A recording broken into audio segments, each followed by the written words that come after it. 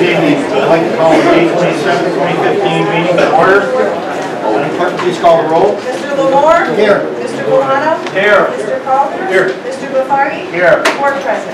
We have quorum. If you all will rise for the Pledge of Allegiance, led by Ms. Marco. I pledge allegiance to the flag of the United States of America and to the republic for which it stands, one nation, under God, indivisible, with liberty and justice for all.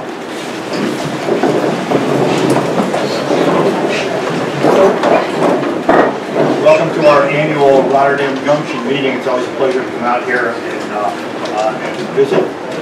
We'll move on to proclamations. Mr. Calder has a proclamation to present. Ms. Marco, would you...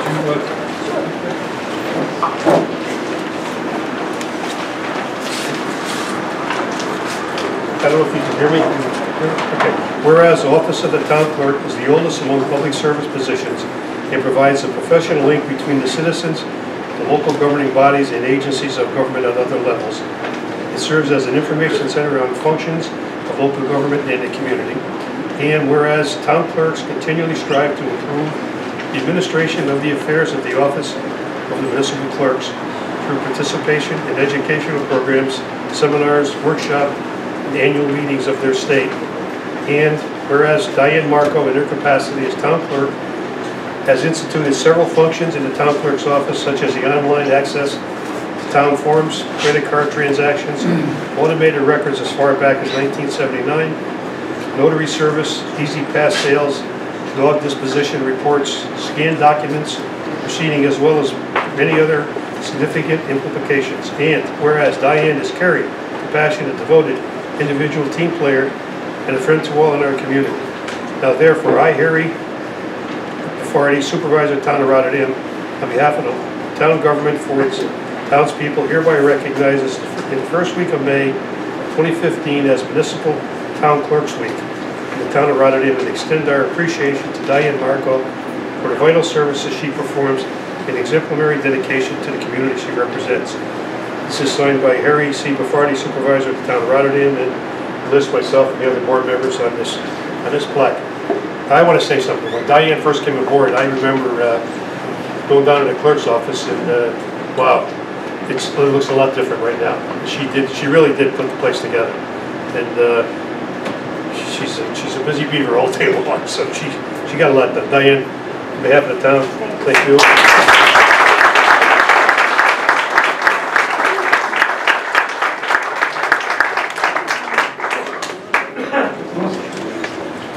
We're going to move on to public hearings. I'll open public hearing number 1. Will the clerk please read? I just want to grab a quick one.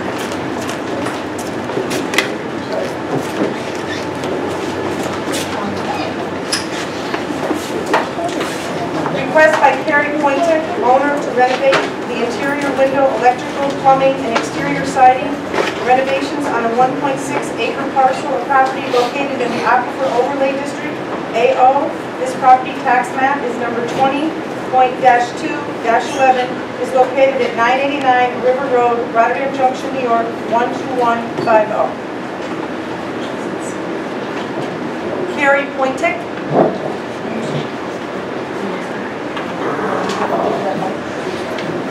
I think, okay. I hope I can. If I don't get nervous again. Hi, I'm Carrie Pointek, 989 River Road. I'm the sole owner of the property. I intend on putting a restaurant in there along with breakfast, lunch, eventually dinner, if I can get the beer and wine license that I would like. I invested my retirement in this because I need a place to work during my retirement. I can't afford not to. I like New York. I like this town. I'd like to be a member of this community. I hope I can get everybody on board at one point, and would love to see you there when I open. Thank you. Daniel Carl.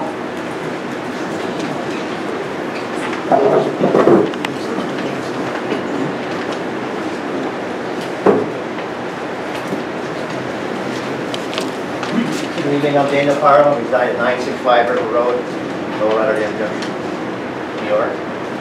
I have some concerns about 989 River Road. Formerly, it was a biker bar, and ever since then, it closed. It's been quiet, and I would like to see it stay that way. I don't know if, Mrs. Pointa is saying restaurant, lunches, and everything, that'd be great. But if it turns into another biker bar, I am totally against it. And that's my concern, and everybody in the lower end has the same concern. We like our peace and quiet, we like to keep it that way. That's it for that part. Anyone else want to address this public hearing? Hearing none, I'll close public hearing number 1 and open public hearing number 2. Would clerk please read? To allow for a change of zone request from CBS Caremark Corporation, 1 CBS Drive, Woonsocket, Rhode Island, 02895, contract vendee for property located at 179 Lawndale Avenue and 950 Curry Road, and is known as the tax parcel numbers 58.7-3-15 and 58.7-3-16, 58.7-3-17, and 58.7-3-31, respectively, in Rotterdam, New York. The applicant is requesting a change of zone from single-family residential R1 to retail business B1 to facilitate the construction of a 13,225 square foot CVS pharmacy. Good evening. My name is Stephanie Ditter. I'm local counsel for Zaremba Group. I'm also here with John Martillo from the Zaremba Group. And Alana Moran from Creighton Manning Engineering is also with me this evening. We're here this evening seeking the rezoning of 4 parcels for the development of a CVS pharmacy. Those 4 parcels are identified on this map. They include 1, 7, and 9 Lawndale Avenue and 950 Curry Road. Specifically, we are seeking for those 4 parcels to be rezoned from R1 to B1. This would be a continuation of the B1 zoning district so that those 4 parcels will facilitate the construction of the CVS pharmacy store, which would be 13,225 square feet in size. We understand there is a history of this corner. Our team wasn't involved in those prior applications, but in doing so, when Zaremba prepared this application, they looked at the details and concerns that were raised during that review. The applicant has been before the Planning Commission on 2 occasions. On both occasions, the Planning Board provided positive recommendations on this rezoning request. The purpose of this rezoning application is to create enough space for a new use on this corner. The request is for an extension of the B1 zoning district. The B1 zoning district, as I mentioned, already exists on this corner, but these additional lots are necessary so that these 7 lots that CVS will own will provide for the construction of this project. The Zaremba Group has designed this plan to try to already mitigate the impacts and concerns that have been brought up in the past.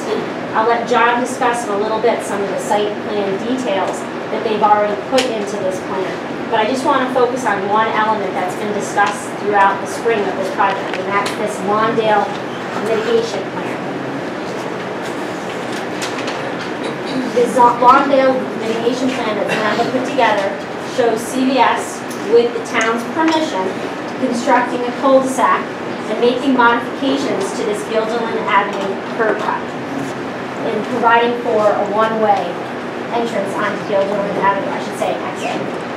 That being said, we understand that this can only be facilitated with the town board's approval.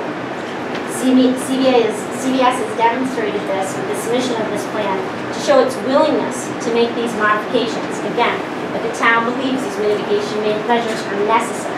The applicant understands the highway superintendent has to chime in on this to believe that this is necessary, and the town board has to approve these changes to occur. DOT has provided feedback on this, which we talked about at prior meetings. Creighton Manning has been retained to review this. But that being said, we understand this would be a two-part process. The rezoning request being the first part, and then this, if in fact the town board sees it to be a vital part of this project, being the second part. 2 things, but we remain committed to address these mitigation measures. As to the rezoning, this will be an owner-occupied project. All 7 lots will be owned by CVS. As the design of the project demonstrates, they're trying to maintain the setbacks and maximize the buffers with the construction of the CVS. Again, we understand there's a history of this project, how this project differs from the last. Obviously, this implementation of this Lawndale or the suggestion of the Lawndale mitigation measures are one. It's a single lane drive-through that's now being incorporated with the development. They pushed the project as far east and north as possible, trying to maximize the green space, reducing the parking, and reducing the entrance on Curry Road to right in, right out. That being said, this project, this rezoning request, will allow CVS to revitalize this corner, and as a result will help to enhance the character of the area. If rezoned, we understand we have the next step of site plan, and CVS will improve sidewalks, implement fencing, incorporate landscaping, buffers, downcast lighting. With such, the applicant firmly believes this use can be a good fit on this corner. John, will you turn over to you? Thank you. My name is John Wojtyla. I work with the Zaremba Group, located at 14600 Detroit Avenue in Lakewood, Ohio. Zaremba has an ongoing relationship with CVS that goes beyond 17 years, where we've had an ongoing relationship with them, developing their freestanding stores in many parts of the country. Stephanie talked a lot about the site plan, so I'll just briefly highlight some of the areas. Again, the right-in, right-out drive on Curry Road is key. There is one entry to the building, and that's located at the corner of the building, which will be facing the intersection of Gilderland and Curry. All the parking would be to the north and to the east. Again, we've maximized the green space in the back, so we have plenty of green space behind and to the side of the building, along with green space that meets code along both Curry and Gilderland. So we're anxious to get to the site plan approval process, where we would be able to work on our landscaping plans, stormwater management plans, and then get into the building elevations themselves. The site plan does not require any variances, so complies with all code, both requirements of code. I know from previous meetings there was concern of how will this look from the residents from Lawndale. So we did have a board put together that shows how it would look from Lawndale. With this being Lawndale Avenue and the pavement, so basically you're standing on the south side of Lawndale looking towards the proposed CVS project. So you have the Lawndale pavements. We do have quite a bit of setback. Our intention would be to mound up that area. At the height of the mound, we're proposing a 6-foot high fence, and then it would mound back down towards the CVS drive-through or drive aisle, which is on the opposite side or the north side of the mounding. The building height is barely visible from that, again, when you're standing at about a 3-foot height. This is all based on CAD drawings of both the building and the site, so this reflects reality of how this would look when you're at Lawndale. Again, we don't have a landscaping plan because we're not at site plan approval process, but I want to just be able to show that this is how it would look, and it's comparable to other situations where we've had situations like this where we were able to do the mounding, the fencing, and this is what it looks like. I think that's it for my presentation.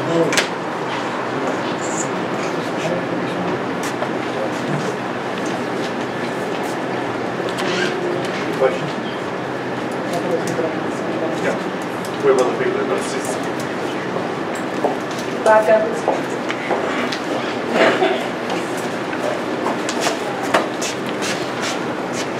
Bob Godlewski, 1046 Manus Drive.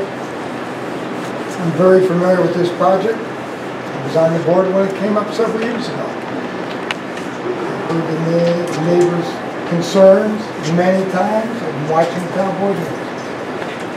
I know it's a tough decision for the board. But for the record, I just want to clarify a few things that I heard in that presentation.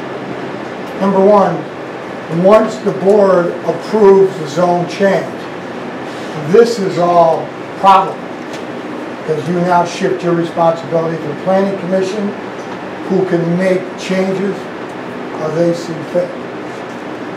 So you're not making a decision on what you're being presented or have been presented. You're making a decision on you think the zone should be changed. And once you make that decision, which I assume will be at the next town board meeting, the agenda that I have doesn't show that you're voting on it, but there are traffic issues there. There are noise issues.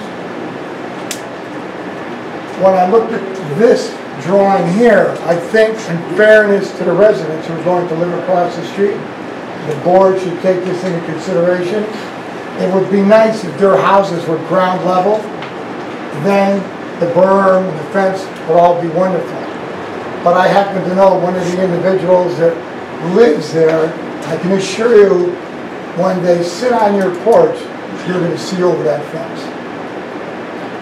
Last but least, the board, the elected body. You do have the authority to put conditions on that zone approval that the planning commission cannot change. Before you bring this forward for a vote, I assume in another month, think seriously about doing that or improving some of the issues that people have brought up. That's all I have. Thank you very much. Al Hutchins.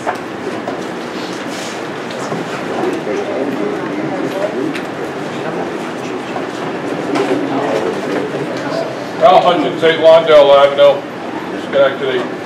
I've been in front of the board many times on this CVS project, and they know I'm going to make it public, like I'm adamantly against this. I'm not against CVS, don't get me wrong. I'm against going against the comprehensive plan that Rotterdam approved by spot zoning 4 residential lots to make them commercial, just so we can fit a CVS in. Yes. Okay? Thank you. No spot zoning. One of the things that concerned me here tonight, what I heard, was this is going to be an owner-operator building. Well, look what's on the corner now. It's CVS. They haven't done nothing. What's going to happen to the buildings that they close at 5 Corners? Do we have another urban blight over there? About the one on Broadway? Okay? I'm adamantly against this rezoning. Leave it residential the way it's been since day 1 conception, please. I want to make it also publicly known that we filed a petition to have a supermajority vote approval when this goes to vote. Okay? A couple other issues I want to clear up. On the March 25th town board meeting, Mr. Lamore, you said something that we need new businesses in Rotterdam. We got to bring them in. And I agree with you 100%. But this is not a new business. This is one that's going to be relocating 5 Corners and Broadway over to here. I know, Mr. Keller, you and I go back a ways on this. And I want to publicly thank you for spending a little bit of time with me last week and talking about this issue. And I know you voted against it last time. I'm not sure how you're going to vote this time, but I would ask, for the public's sake, if you're not going to vote no, what changed your mind? Because as far as the residents are concerned, there's nothing's changed on this. It's still the same size. You still got the same traffic patterns. Okay? So we would ask that from you. And Mr. Bolano, I was a little concerned about that March 25th meeting, and you made a comment on there that you said that you were glad that the developers took your suggestion of changing put an island or something in out going on to Curry Road. My concern was that your own personal belief and talk to them, or were you acting on behalf of the town? I tried 3 different occasions to talk to you through email. We tried to talk, but for some reason we couldn't get together. Been around the neighborhood, and I have not found very many people who are in approval of this. I've got over 30 signatures right here against it. please take that into consideration when this goes up to vote. That's all I have, thank you. Roxanne Heller.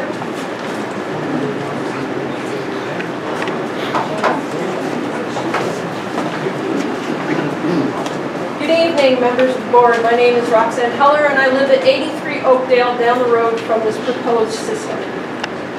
I would once again like to reiterate that nothing has changed in our neighborhood at all. The traffic is still the same.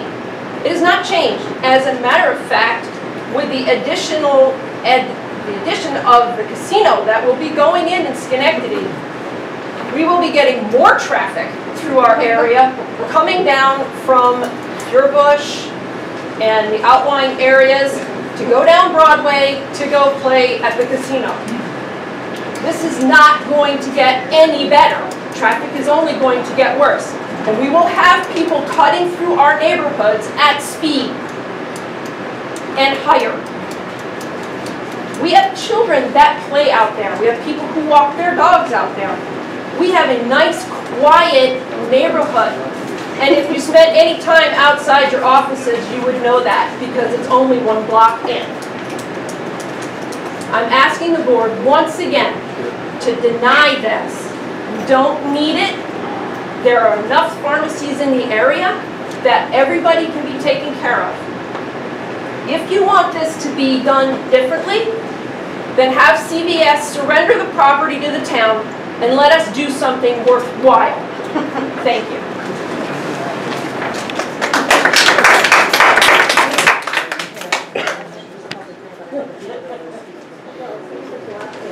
Anyone else wish to address this public hearing? Hearing none, I will close this public hearing. Move on to public comment, privilege of the floor. Clerk, please read the rules of order. Those members of the public wishing to address the town board will be asked to sign in before the meeting is called to order on the sign-in sheets being provided. Speakers will be called to the podium in the order of their signing in. Persons recognized by the chair to speak during privilege of the floor shall direct his or her comments to the town supervisor as chair of the meeting. Persons granted the privilege of the floor shall first clearly state his or her name and address for the record. Persons so addressing the chair through the use of a prepared written statement shall submit a copy of the same to the town clerk for the purpose of maintaining clear and accurate official minutes of the town board meeting. The purpose of a public hearing and/or privilege of the floor shall be for speakers to express their views, thoughts, and speak freely. Public hearings and privilege of the floor are not meant to commence a dialogue with town board members, as town board will not comment at this time, which is solely for the public to be heard. Each speaker who wishes to address the town board in the public shall have an equal and reasonable opportunity to be heard by the town board and the public. Each speaker will state his or her name and address for the record. Each speaker shall be afforded a maximum of 4 minutes to address the town board in public. Tanya Margiotta.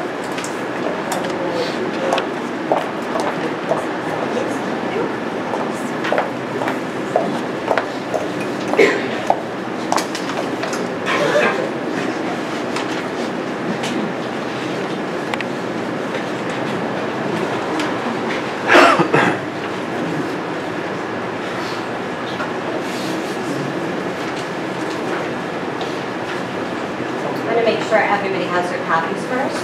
I'm Tanya Margiotta, 10 Lock Street, Rotterdam Junction, New York.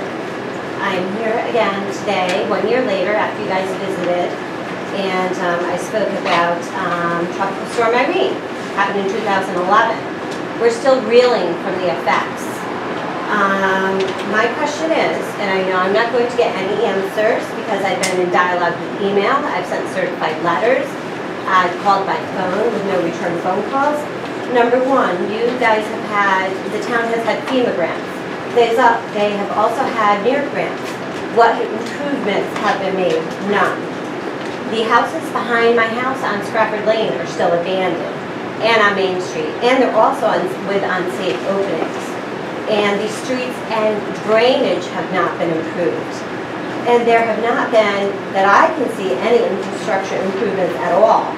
I know that consultants have been paid to study this. Lock Street still floods. In fact, 1 week ago, with a major storm, it's still flooded. Now, the main purpose also, I want to raise that for the town in itself out here. Now, to move on to why I'm really here for myself is that I am awaiting since February of this year. I sent a certified letter to the town inquiring about my substantially damaged letter that I need for the Rising program. I've yet to receive it. I've sent numerous emails. I have telephoned the town attorney. I have telephoned Mr. Mahara. I've emailed everyone. Okay, I've provided you proof that you have. Okay, and all has fallen on deaf ears. My attorney called Ms. McGrill mid-March, has had no response. He also wrote a letter mid-March to Ms. McGrill, no response. Today, my attorney called Ms. McGrill and left a message that I would be here to obtain my substantially damaged letter that I'm entitled to, and said I would be inquiring about it at the town board meeting and asking that I be provided as I provided proof. Okay? And, you know, this is ridiculous. I need the letter for the grant program. I was damaged 90 to 99% as seen in my documentation, and you have not provided me the final step that I need for the program. You're holding me up. And why don't you want to provide that letter to me? I have the proof. You granted my lowering the taxes. I provided my proof of loss. I provided the legislation. You know, you lowered my property taxes. Do you want to expend unnecessary taxpayer dollars and go into litigation? Because I think I have the proof. I don't want to expend unnecessary taxpayer dollars. I just want what I'm entitled to. And I know that a lot of the residents in Rotterdam Junction have given up on this program because they keep getting the runaround from the town. Let's do what's right. Do take care of our properties. My backyard's a mess with all this debris. Not in my backyard, but what abuts my backyard. Do the right thing, clean this up, get the properties taken care of, do the right thing. We're not asking for a buyout. I'm asking for a letter that I'm entitled to. As I have shown you proof, I would like this letter. I don't want to go into litigation. Once again, provide the letter. So, I mean, this is, you know, I posed all these questions at the meetings, and I never received an answer. I'm just tired of this monopolization that is going on with the town board, that you are not providing residents what you're asking, what we are asking. So let's do the right thing and provide the letter to me. Thank you. John, report. Give the letter. Thank you.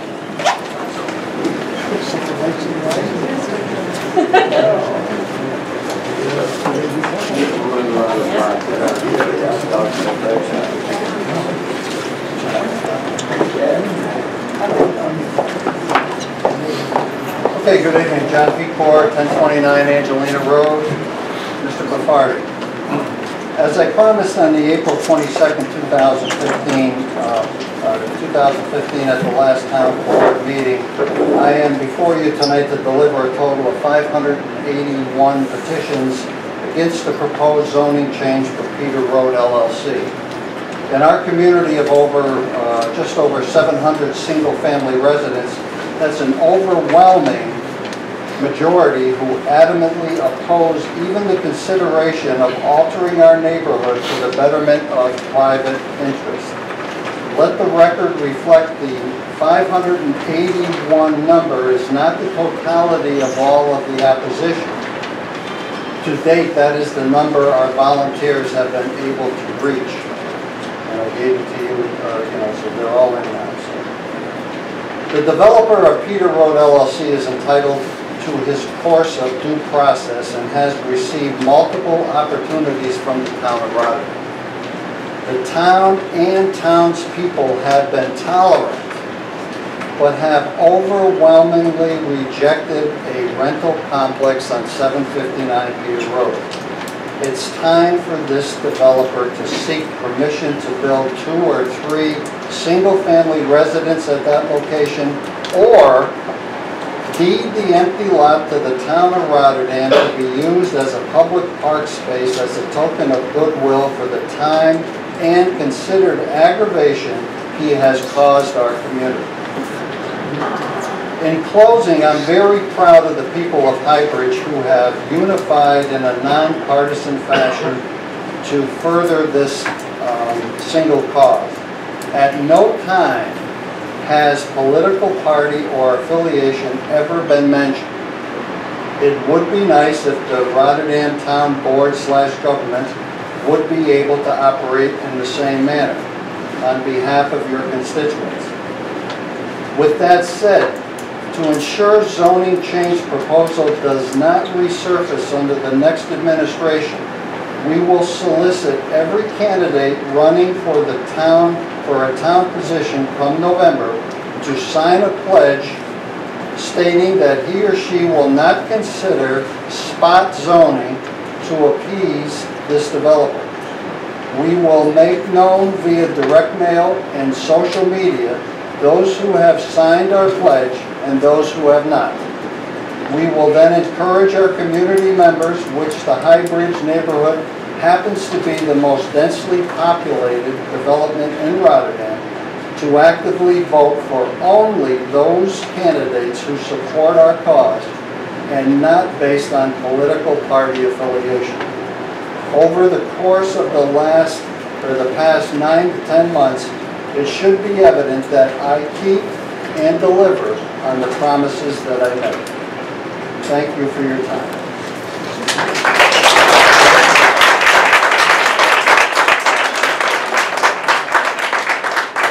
Tom Morgan.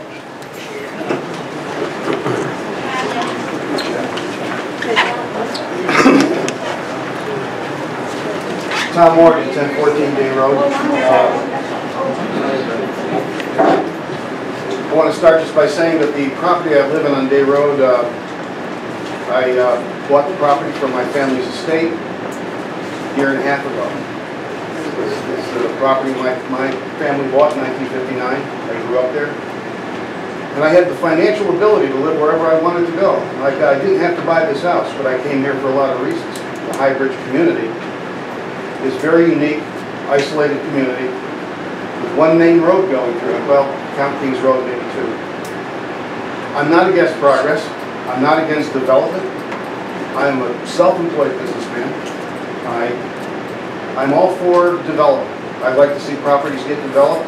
Good for the town, good for the economy.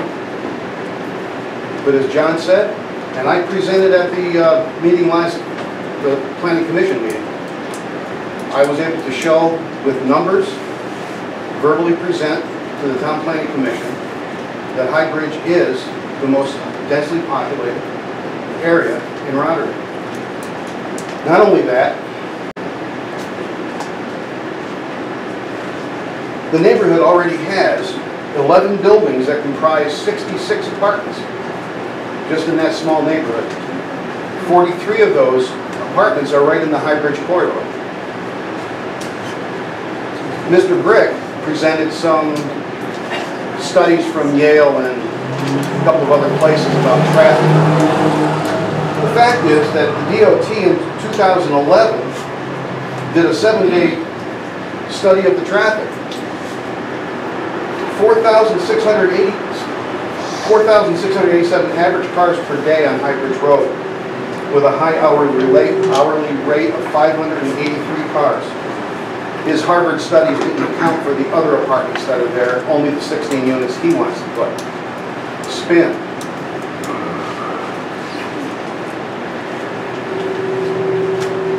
Not long ago, a Freedom of Information request was made for all documents, emails related to this. I got a copy of that. And what I see is a comment made by a board member about brokering a deal that was to minimize the impact on the residents. Now, I read through this very carefully with all the emails and the communication. All I saw was fiscal impact analysis, tax benefits. I didn't see anything, not a single word, about reducing any impact to the residents. It was all about benefit to the town and to the developer. There was also comments about the house that was on that property as being dilapidated, as if it needed to go. I was in that house as recent as 4.5 years ago. That house was in no better or worse shape than any other house in the neighborhood. So all the houses are dilapidated. It's a way of making it sound like it's worse than it really is.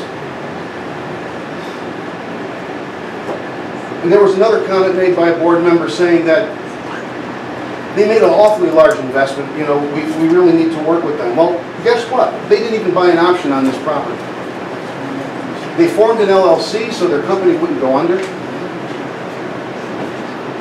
They were taking a known risk. I'm a businessman. I take risks on a regular basis. That is to improve my company. No risk, no reward. Some work, some don't. They are taking a risk. We don't owe them anything. They might be $250,000 into this project, but that's the risk they're taking. We don't owe them anything. And to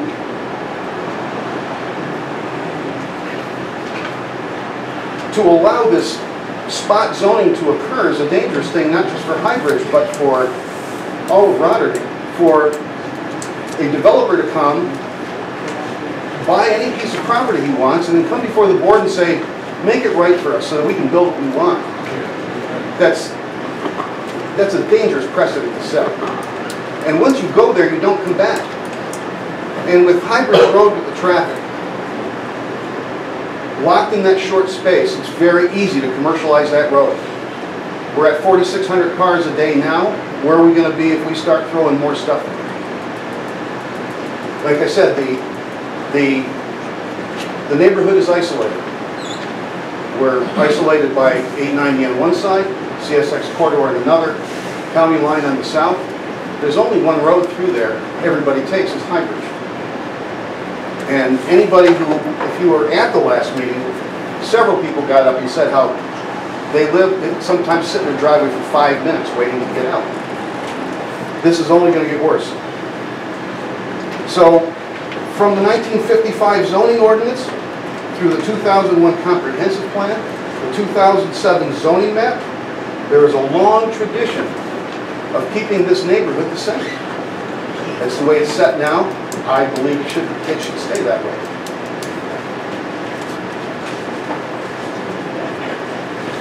And since I didn't stay on track, I'm done.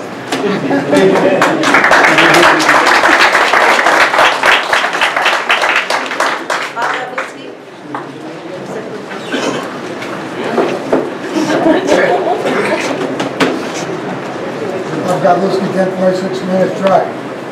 I do not live there, but I moved there in 1955, which was a few years ago. I have seen some drastic changes in that area. A lot of people don't know when 890 was built, you could only get on going towards Schenectady and get off. The state decided to change that. So they almost doubled the traffic that's in the cut through. But there are some fatal flaws that I don't like about this project. And if I lived there, I feel very strongly about it. There's 580 people there. There is a very, and I repeat, high water table in that area. Mr. Calder, I believe, lives over on Day Road. I'd be surprised if he doesn't have water in the cellar.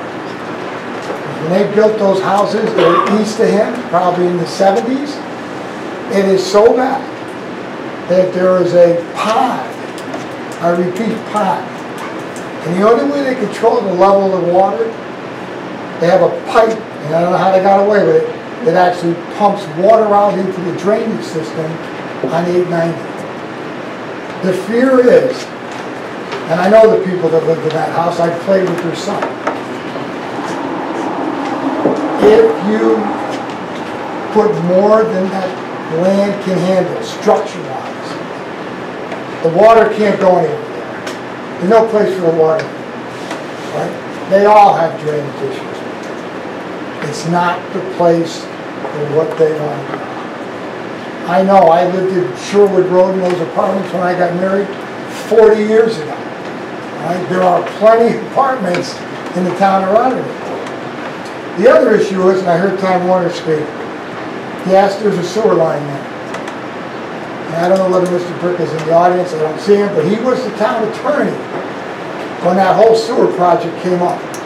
And I'm talking probably 2000, 2001. And I was involved in it because my father, they wanted him to go to it. There was a referendum, it failed. There are only 5 people that can use that system. Hence, the line is small. It's a very small line. I don't know that much about sewer flow, but I doubt if it can handle it. And you already have a high water table, so it doesn't work. And you are going to change the character of the neighborhood. Like I said, I remember when Highbridge Road was a quiet country road. And it's grown, it's a big cut through for everybody. And this project is going to put more pressure on that traffic than we're going to need. Last but least, the board's going to have to decide this. The project was so messed up when I put the sewers in back in 2000 that the financing, the town actually, the taxpayers are paying a bond for some of that sewer project when it was put in. I know the controller's here. I don't know the number of it, and I don't know how many more years are left on it, but it's a mess, that whole system up there. I've been on the board. Very rarely that I would ever say don't ever go to a public hearing, but I would say this. A public hearing will start the process. Don't start the process on this zone change. You've heard the residents. I don't have all the answers. Look at some of the things I have brought up. You can table this tonight and vote on it at your next meeting. Do some more homework. Thank you. Oh, do I have another minute? I need some information. I see on one resolution here you're hiring a couple of people, one on 115, and I'm a little perplexed. I've seen a lot of people get hired for the town, but if you go to section 2, you're referring to the Rotterdam Employee Handbook and in accordance with New York State Corrections Law Article 23A. Well, I looked at 23A, and the way I interpret 751, it says, who has previously been convicted of one or more criminal offenses. I have no idea why this is in there. And you are subject to the handbook. All employees are, because you're required to sign and go to a class. So I would like a little background on why this is even in this resolution. Thank you. John, 817.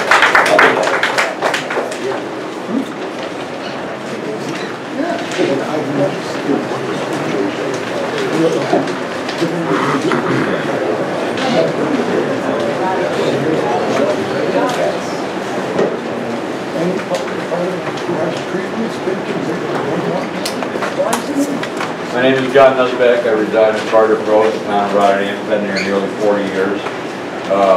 I rise to speak about the Rotterdam Police Department.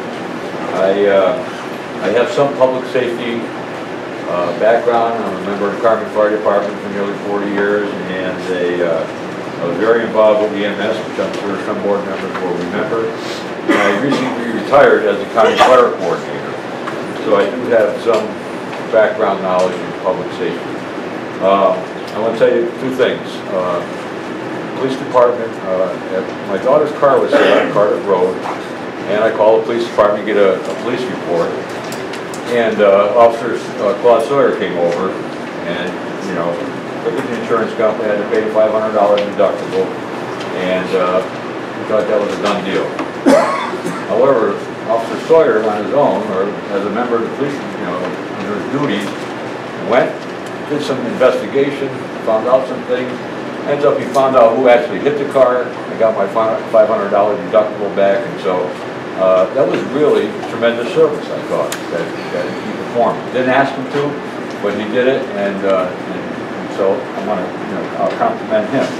As a fire coordinator, part of my job is to investigate fires in Schenectady County, and we had several fires on Putnam Road. One major one, a couple of three minor ones, but retired investigator Donnie Marco and investigator Chris Foster, these minor fires, they chased after them, they went after them. Long story short, they found the guy, they caught the guy, he's convicted, he served 17 years in state prison. So, another outstanding job by the police department. I work with him, I recently retired in January, and so I work with him, and even now I do investigations. So, the words public safety have been, I watch meetings on TV, by the way, when I'm not here, and they're used quite a bit. And I will tell you, during the EMS debacle, which I call it, public safety was used quite a bit. Well, okay, and I seldom agree with Mr. Gafardi or Mr. Calder on many things. However, I am here to urge the board to support the chief's request for the hiring of 4 people and for the promotion of the 2 other people. This is a true public safety issue, and from dealing with the Rotterdam Police Department, I know how they work, what they go through. I read an article in the paper today that said something about working overtime.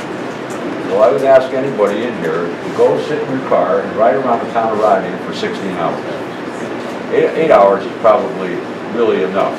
But you put somebody in your car for 16 hours having them drive around, it's going to hurt the people. They're not going to be able to function properly. And I've worked a lot of overtime in my life, so I kind of know that. So again, I urge the board to support the chief's request for hiring of officers and the promotion of the 2 that are there. I would like to congratulate those people that are applying for the job, for those that are up for promotion. Quite frankly, with what's going on in the country now, so I congratulate them on their career choice, and I wish them the best of luck. Thank you.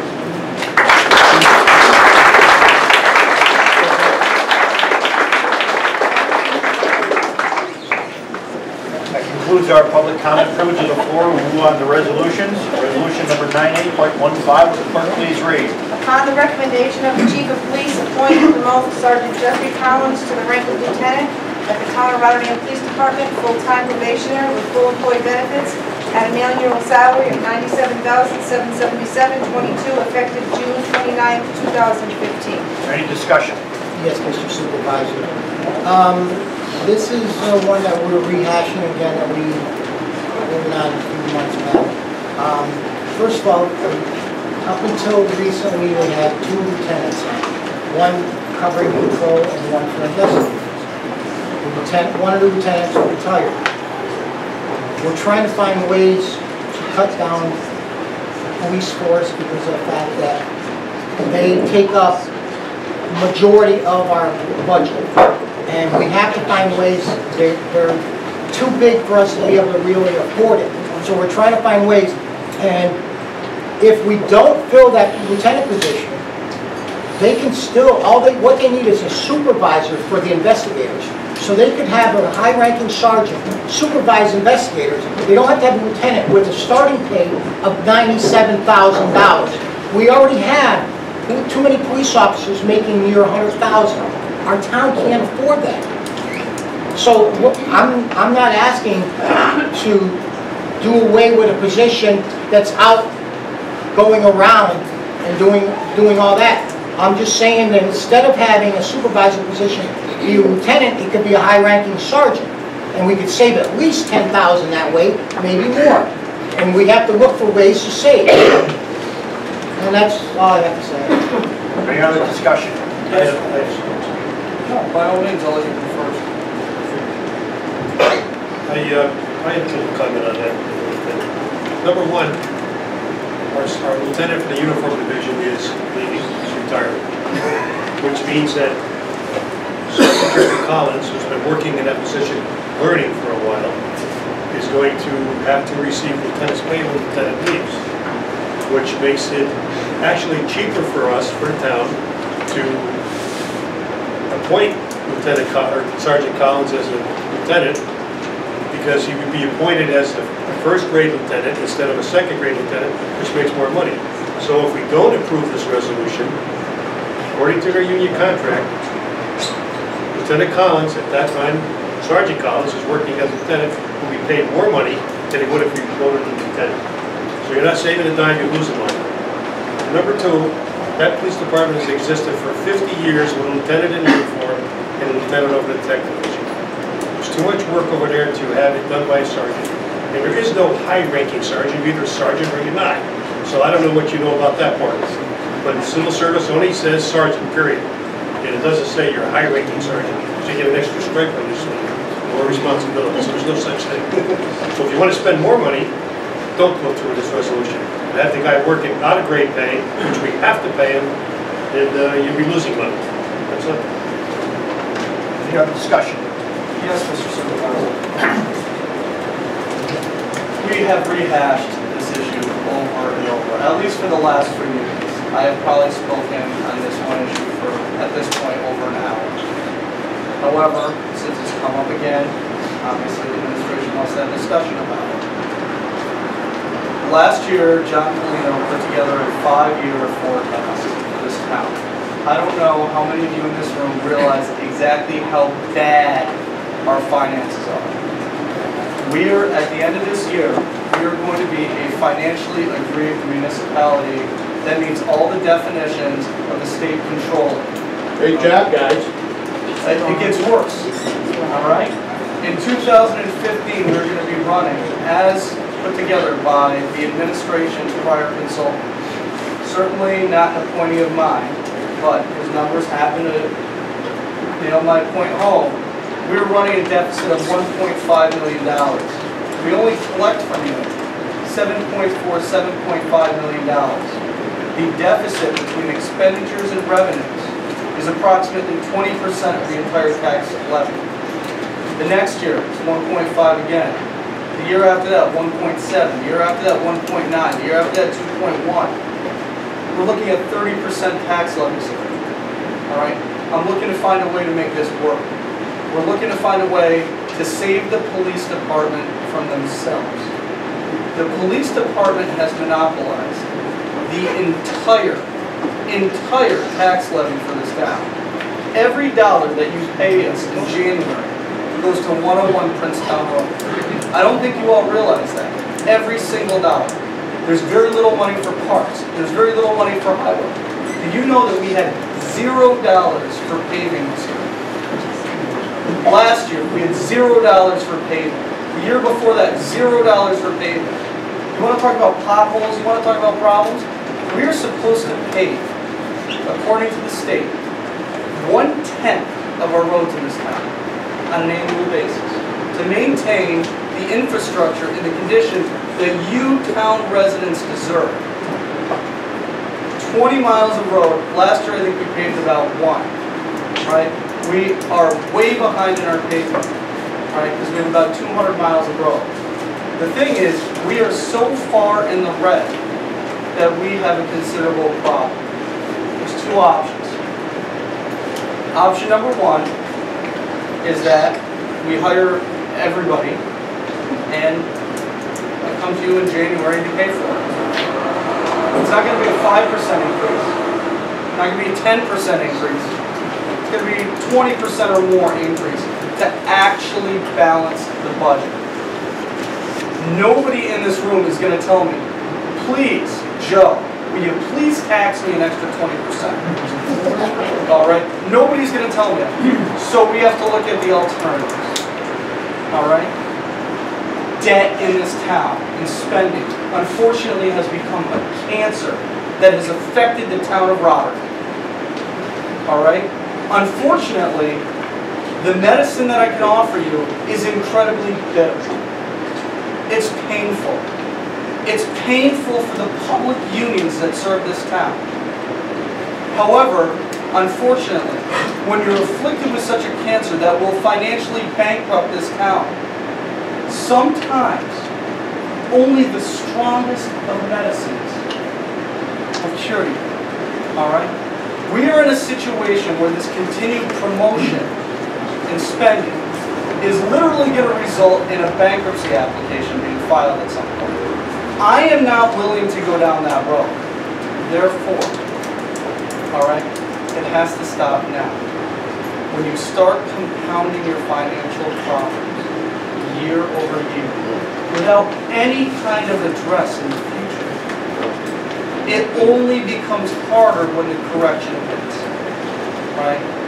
It's never the fallout of an airplane that hurts you.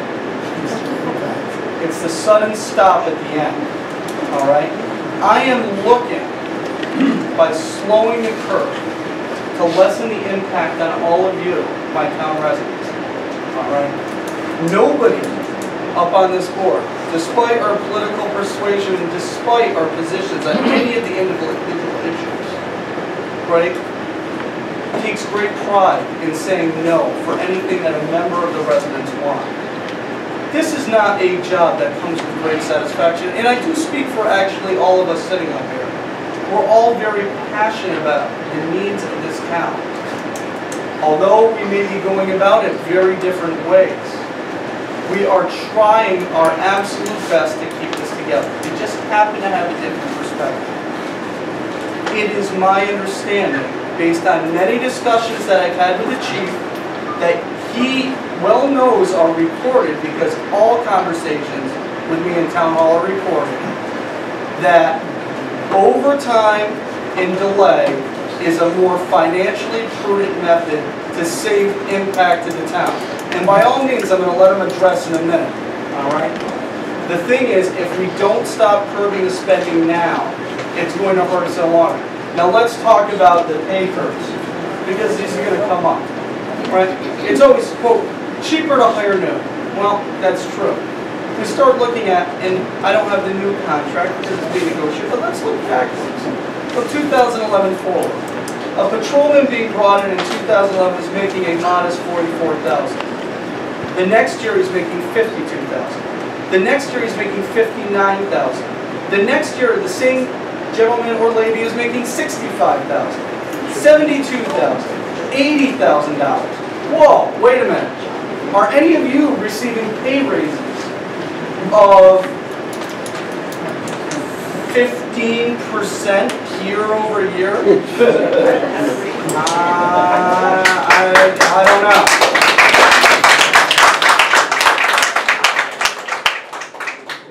We have an opportunity, ladies and gentlemen, to save the police department and the public unions from themselves. Okay? However, it needs to start now. Nobody is looking to abolish what we have. Nobody is criticizing anybody for the service that is rendered. However, I don't want to be the one coming to you in January and asking for a great installment out of your wallets. Nobody can afford that kind of increase. However, with the pay tables that we're presented with, this is what we deal with. If anybody is interested in reviewing the police contracts, by all means, somebody come and grab my copy, pass it around. Understand what we're paying for. I understand the service, okay? I understand public safety, but we have to strike a balance. In the next several motions, I'm not going to repeat myself 10 times, but the same theme is going to run throughout. If anybody wants it, I'm going to leave it on the table up there.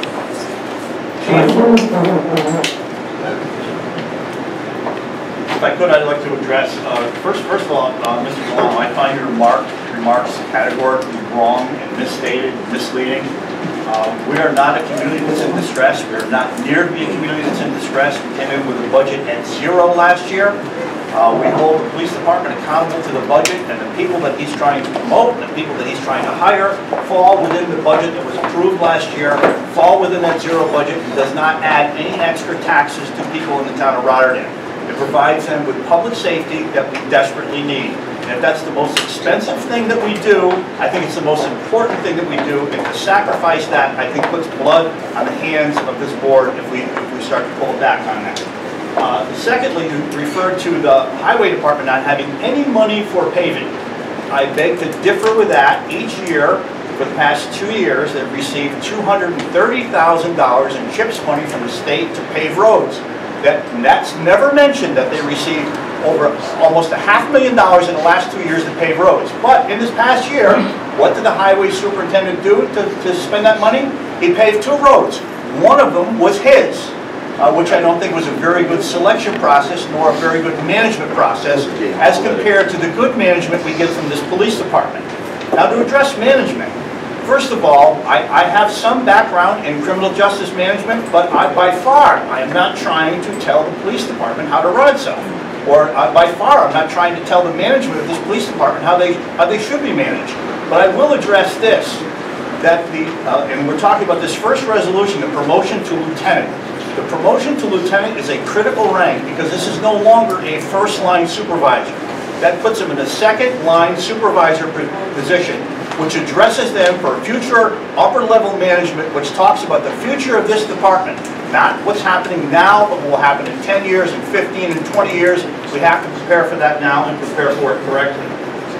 I think when you talk about reducing the numbers of police officers in this community, you're talking about horrific circumstances that will result in the public not being safe. This police department arguably is the best police department in the state of New York, and it's always been based upon public service. It's a service-related police department. You call 911 that your driveway's blocked, they show up and get it unblocked. You call 911 that you got a cat in the tree, they show up. You call 911 and say, my house is cold, they show up. We don't want to get to a police department that's understaffed where we start triaging calls, so when you do have problems, they don't respond to it. They say, well, no, we don't have a homicide, we're not sending anyone there. We can't go to that thing. When we're trying to manage a police department from this dais, it's incredibly bad management on part of this legislature. We should not be doing it. We should be requiring the police chief and his administration to stay within their budget, which we certainly are.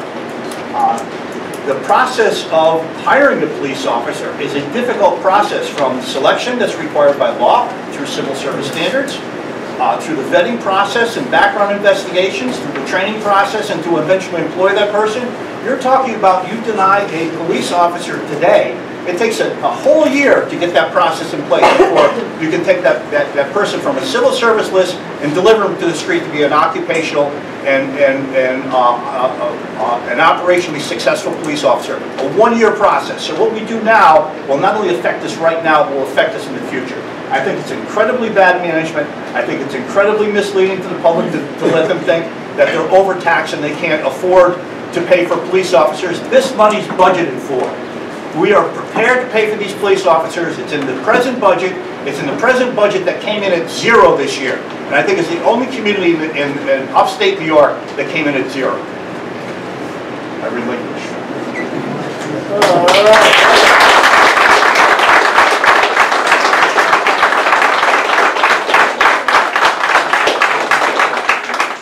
Chief, before you go, can I just say one? I'm not going to be quick. We had 2 board members just finish a meeting with the 2 superintendents of schools, John and Lonson. At this meeting, Mr. Milano was the voice of doom, and he told them we were in serious trouble. He told them that we had to borrow over $800,000 to cover our pension costs, which is an absolute lie. That never happened. You check with the comptroller to know that. Number one. And the second one, Mr. Lamore said that cops shouldn't have guns. This is what he told the superintendent. In schools. That's right, in schools, what I'm talking about. So, with everything that's going on in the country, and with all the shootings in the schools, our policemen should have guns in schools. This is the reason why the superintendents want them there. And they pay for them. That's number one. I don't know what the problem is with some of our board members and why they're against the police department, because they are. Everything that's been said has been going on for the past year and a half that they've been on the board has been negative against the police department. There might be something to that. Maybe somebody wants to look into that. I don't know. But there's reasons that are out there, and I don't know what they are. But a lot of statements were made that were absolutely incorrect. Number one, we had an independent audit done like we do every year, by the Cusack and Company, who comes in and independently, we pay and have an audit done. They came in and told us that we were in pretty good shape. They didn't say we were in bad shape, they didn't say we were in great shape, they said we were okay. They said there's other surrounding communities, and I don't want to mention them, that were not so okay. But this voice of doom that we're hearing is nothing but crap, and that's exactly what it is. There's reasons that I don't know why, but I think politically maybe that's where they should go today. They should talk about salaries. Our salaries our policemen make. Do you think our salaries are any different than the other communities in our area? Any idea what the other, you don't know. Well, they're no different. This is what they do and this is what they get paid for. They get paid to go out and risk their lives every day for what's got to be done to make that job work. I don't want to come to the point like the supervisor says where you can't call. There's a neighboring city right now, and that, I guess there's only one, so what the hell, I already said that. That if you have an accident, like was mentioned by John Newsbeck, regarding an accident without personal injury, they don't even come. This is what you want? This is what we'll give you. Well, it's not going to affect him or I, but it's going to affect every resident out there for what this man wants to do. He said right out when he was first here, he told us, and I don't think you're going to refute this, Joe, because you claim you're really honest, that your words were, I wanted to gut the police department. Well, this is just what he's trying to do, and it's wrong. And I hope that somehow these people in this community stand up and say no. This was tried probably 10 years ago by somebody very similar to Mr. Volano. And he's not in office anymore, and he's done. This didn't work then, and it isn't going to work now. I hope that people stand up and get behind public safety like it needs to be done.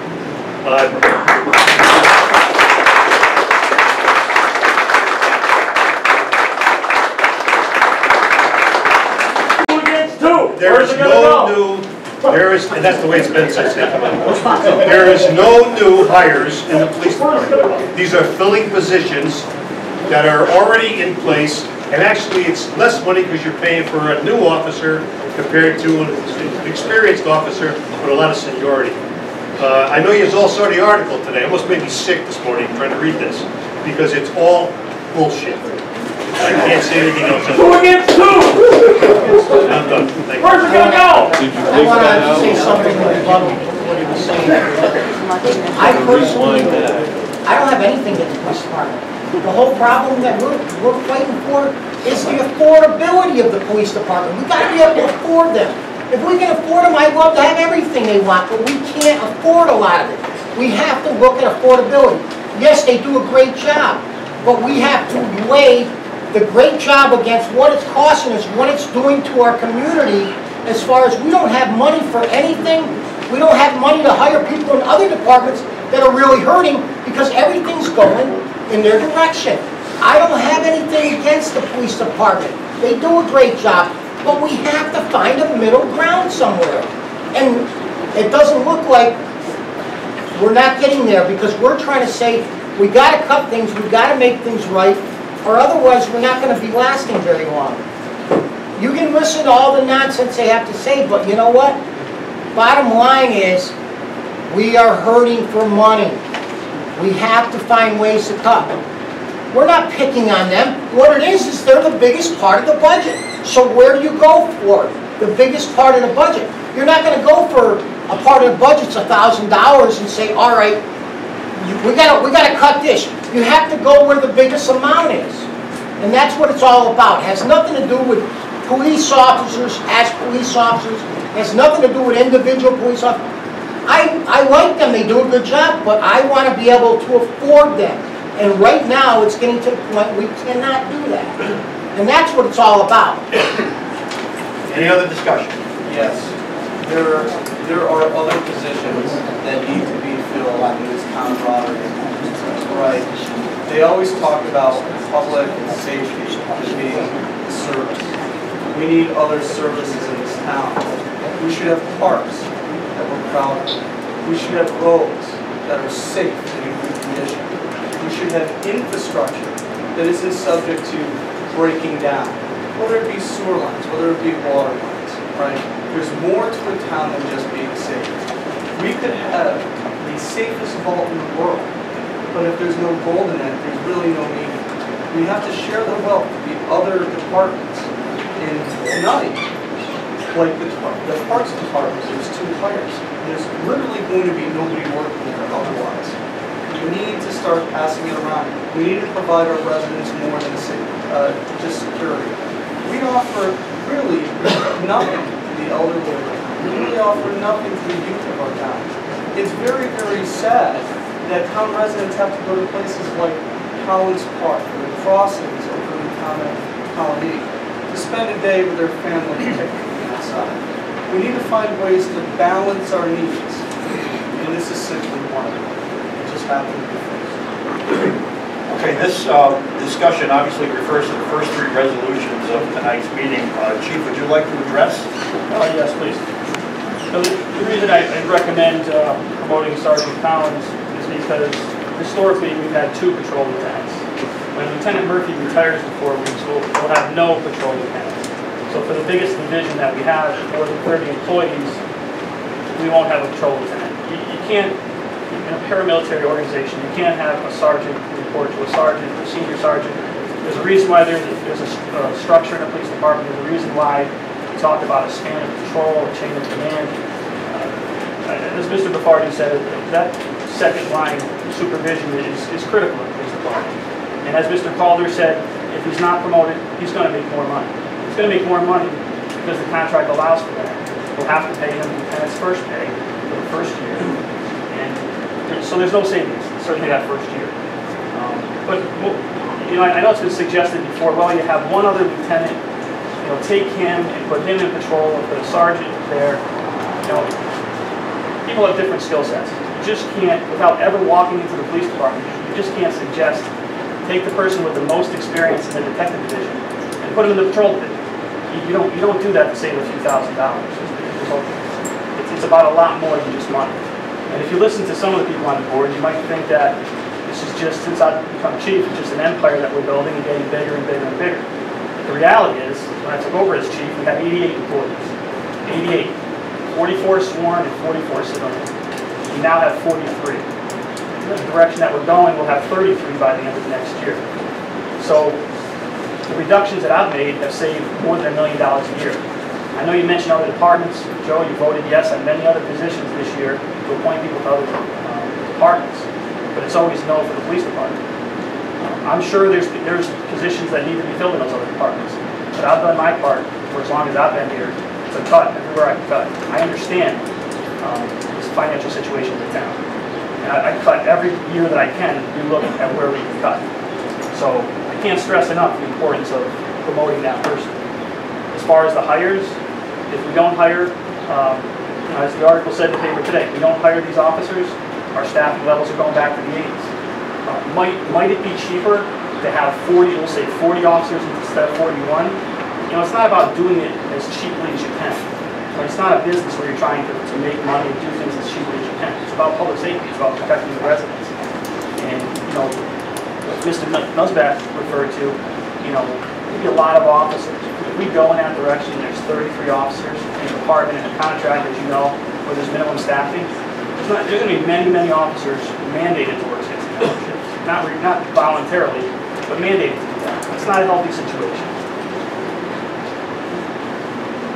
So, you know, as Mr. Party pointed out, all these positions are funded in the budget. A budget that came in at 0%. I know you made a lot of comments about a financially distressed community. I guess I'll leave it to the experts to determine what's true and what's not there. I've heard different versions. But I can tell you, putting our staffing back to the levels of the 70s and 80s will hurt people. I don't recommend that. Thank you.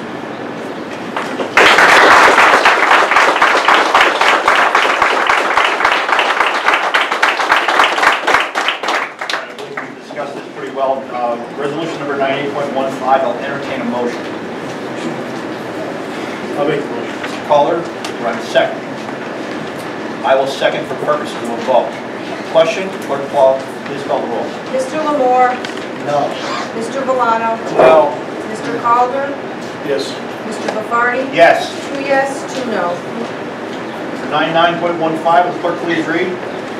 Upon the recommendation of the Chief of Police, appoint and promote Officer Michael Alderdice to the position of investigator in the Detective Division at the Town of Rotterdam Police Department, full-time probationary with full employee benefits, at an annual salary of $81,470.29, effective May 27, 2015. Any discussion?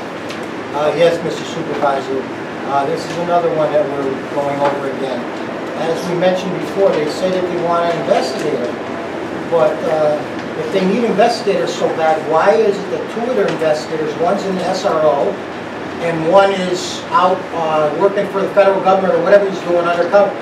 If we need those investigators so badly, then those investigators should come back. If they want to have somebody in the school, it should be a patrolman, not an SRO. If you need your investigators so badly, and you have two of them out somewhere else, wouldn't you pull them back? It just makes common sense. Any other discussion? Yes, Mr. Supervisor. I just want to say one thing to the officers that are in the back room and their families that are here. I don't know what's going to happen to these other resolutions. I can only guess. But I want to say that I am sorry and I'm ashamed to be on this board that treats you people like the way they do. And your family that's here, if you go home disappointed, I apologize for everybody, even though some people don't mean it. Any other discussion? Now, in all fairness, they were told this in advance, so if they brought you down here with the expectation that everybody was getting shields tonight, you were misled. Any other discussion? I'll entertain a motion. Mr. Calder, do I have a second? For purpose of a vote, I will second the motion.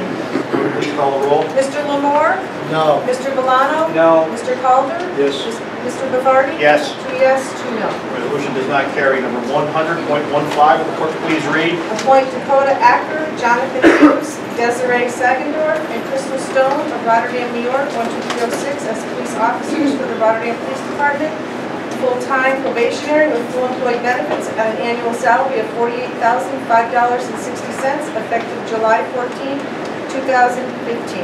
Any discussion? I'll entertain a motion. Mr. Calder, do I have a second? I will second the motion. Clerk, please call the roll. Mr. Lamore? I do want to say something. I'm sorry I missed that opportunity. I just wanted to say that I'm going to vote no for this, but I do want to put another resolution in that we hire two of the patrolmen, because we really don't have wherewithal to hire 4 new patrolmen, but I would like to try to meet them halfway on that one and hire 2. And we did notice 2 of the patrolmen have criminal justice backgrounds and degrees, and we think that those 2 would probably be the best fit. But we want to try to meet them halfway on that, because the patrolman is the main person that's going to be out here looking after you. They're going to be the one, they're going to be meeting you, talking to you, helping you. So we do want to try to, you know, as best we can, keep up the police department to some extent. So that's what I would like to do. But we have a second on this motion we have to vote on. All right. Well, I will say no. No. Yes. Yes. 2 yes, 2 no. Motion does not carry. Number 101.15. But before we move on, I hereby make a motion to add to the end of the agenda as number 128.15 to appoint Desiree Sagendorf and Jonathan Hughes of Rotterdam, New York as police officers for the Rotterdam Police Department, full-time probationary with full employee benefits at an annual salary of $48,005.60, effective July 14th, 2015. Before I call for a second discussion, and I think it's presumptuous of us to pick which 2 are going to be appointed. I think the chief should make a recommendation regarding that. He's the one who's vetted this process, has gone through the entire background check, who knows these people better than we do. Executive session? If I could just, thank you, if I could just suggest that, you know. Yeah, that shouldn't be done. Wait a minute. I do this a long time. Control yourself. This isn't something that should Control yourself. No, you're out of line. This isn't something that should be discussed here in the public forum. I'm not saying it should be discussed. I'm just bringing up the proposition that the chief should be allowed to offer the people that should be put forward. Yeah, It's been a 6-month interview process with polygraphs, psychological examinations, background investigation. So just for someone to suggest that because an individual has a certain degree, that you know more than what all of our investigators went through and our interview committee went through. They also have Desiree Sagidorf also has loss prevention background. Mr. Hughes also has worked on campus public safety. The other two individuals do not have the same either the degrees nor experience in either of those fields. I didn't select them arbitrarily. You ended up picking 4. We ended up taking a look at their resumes. Their resumes are consistent with jobs in the police department. If we're going to advance 2 tonight, I would like to advance the 2 that have the education and the experience in the field. I'm extending an olive branch, and actually it's brought up by Mr. Lamore, that we're extending an olive branch to the police department. We're trying to give you 2 hires. Based on what I was able to read out of their qualifications, these are the best 2 candidates that have been presented to me. And it is not the police department's job to act as the appointing agency. It is this town board's job to appoint people to the police department. My recommendation is that we hire 4. However, I appreciate the fact that in 5 minutes you can come up with the best candidate. And our committee, with 100 years of police experience, could recommend other candidates. So as I suggested, this isn't something that should be discussed in a public forum. Should I withdraw my motion, Chief? Pardon me? Should I withdraw my motion? That's up to you. I suggest we go into executive session and speak. You don't have 4 candidates come here into a room and then without telling anybody suggest that you're going to hire 2. It's ridiculous. It's unprofessional. My suggestion is you hire 4. If you're not going to do that, want to executive session? I withdraw my motion. Motion withdrawn. Motion withdrawn. Move on. 101.15, would the clerk please read? Appoint Curtis Gentile and Luke Boy of Rotterdam, New York, 12306, to the position of laborer for the Town of Rotterdam Highway Department, full-time probationary with full employee benefits at an hourly rate of $18.8803 effective June 1st, 2015. Any discussion? Yes, Mr. Supervisor. Both of these individuals have years of construction experience and are looking to replace retiring positions. They are not expected to replace people that are going to retire in the future because they're actually open positions currently. Based on the fact that they have qualifications as expressed on their resumes, I say that these are good fits for the department. Any other discussion? I'd like to add, I'm distressed that we can turn down 4 police officers that might in fact save lives, that might in fact improve the safety of this community, and agreed to hire 2 laborers that have really not been vetted through the process, that there's not a mandatory training period that's involved in it, there's not a written civil service test that's involved in it, there's not a 6-month requirement for training, there's not a 3-month on-the-job fulfillment to fulfill with a field training officer to be able to do this job. I also find that in the highway department, it's been my observation as supervisor that we have the highest rate of absenteeism, the highest rate of absenteeism that comes consecutive with days off, the highest rate of absenteeism that comes consecutive with vacations. The highest amount of mismanagement of personnel appears to come from that agency. It's not whether we need more people for the highway department. We need people for the highway department that can come to work. Unlike the police department that shows up every day and has, at least up until this point, been significantly managed. So I'm distressed that we could select 2 highway department workers that don't have the same qualifications, that don't have the same background, that haven't gone through the same process. That the other thing that distresses me that we're doing this in the summertime. We're not plowing roads. We're not salting roads. We are augmented by students and college people that come home for the holidays to augment this force. They certainly don't augment the police department. I think it's an inopportune time to say yes to the highway department for 2 laborers and no to the police department for 4 police officers. Any other discussion? Yes. I have something to say. I think the public can see the way this is going. It's always no for public safety, and yes, now this vote's gonna go 2 and 2, like everything else does. And just so everybody knows, and I think you should probably vouch for this, is that we suggested a year and a half ago that we needed a board, well, not a year and a half, but since Mr. Viscusi retired, or left the board, actually retired, he left the board in October, we suggested having a 5th board member so we could stop this kind of ridicule and crap back and forth, 2-2, and all the stuff that goes with it. And Mr. Villano, and correct me if I'm wrong on this one, was against doing that, because Mr. Villano likes feeling pounded in my chest. Of course. And this is why nothing gets done. Good for him. Nothing is going to be getting done. And that's a fact. Go ahead. What I wanted to say is, as far as the highway department getting 2 more people, the highway department and the water park kind of work hand in hand with each other. They're the ones that work on all the water main breaks. We're having water main breaks, it seems like every week. And they have to have a large force working on that to get those done in a reasonable time, so we're not going days without water. And so that's what they need, why they need the numbers. They need the numbers for the same reason, public safety, because you need to have water in your town to be able to get by. And with all the water main breaks, so they need the numbers so they can get this work done.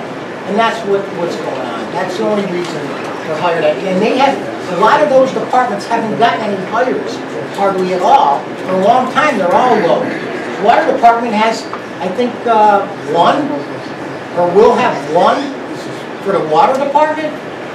So, you know, we have to start looking at kind of even out the money to other departments. That's the bottom line.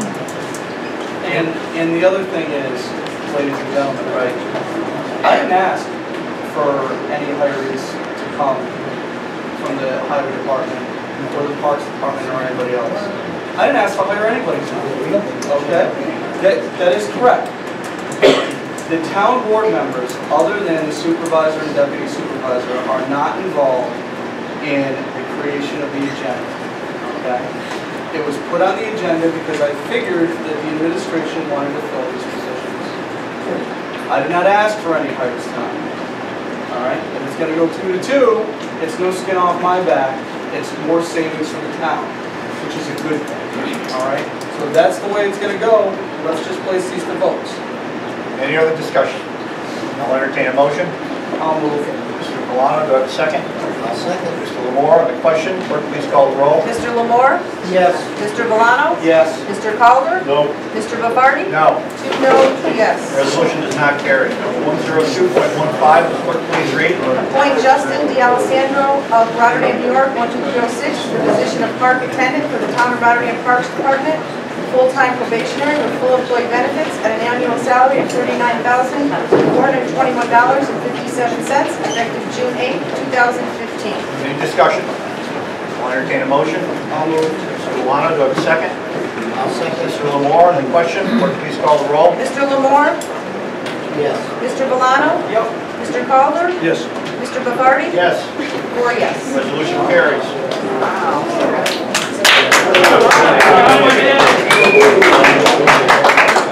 103.15, clerk, please read. Appoint Michael Isabella of Rotterdam, New York, 12306, to the position of parks attendant for the Town of Rotterdam Parks Department, full-time probationary with full employee benefits at an annual salary of $39,421.57. Any discussion? I'll entertain a motion. I'll move. Mr. Villano, do I have a second? Mr. Lamore on the question. Clerk, please call the roll. Mr. Lamore? Yes. Mr. Villano? Yes. Mr. Calder? Yes. Mr. Bavardi? Yes. 4 yes. Resolution carries. Number 104.15, clerk, please read. Appoint Yvonne Alex of Pattersonville, New York, to the position of recreation specialist, part-time at an hourly rate of $8.25, effective May 27, 2015. Any discussion? Yes, Mr. Supervisor. It's $8.25 per hour at the rate of just 1 hour per week with no benefits, correct? Minimum wage is $10. I'm not sure about the 1 hour. The backup says 1 hour. It was 1 class for 1 hour. That's what it says. Right. It's $8 a week. I'm willing to go for 8,000. Well, first we have the complete discussion. Is there any other discussion? I'll entertain a motion. No, not from the floor.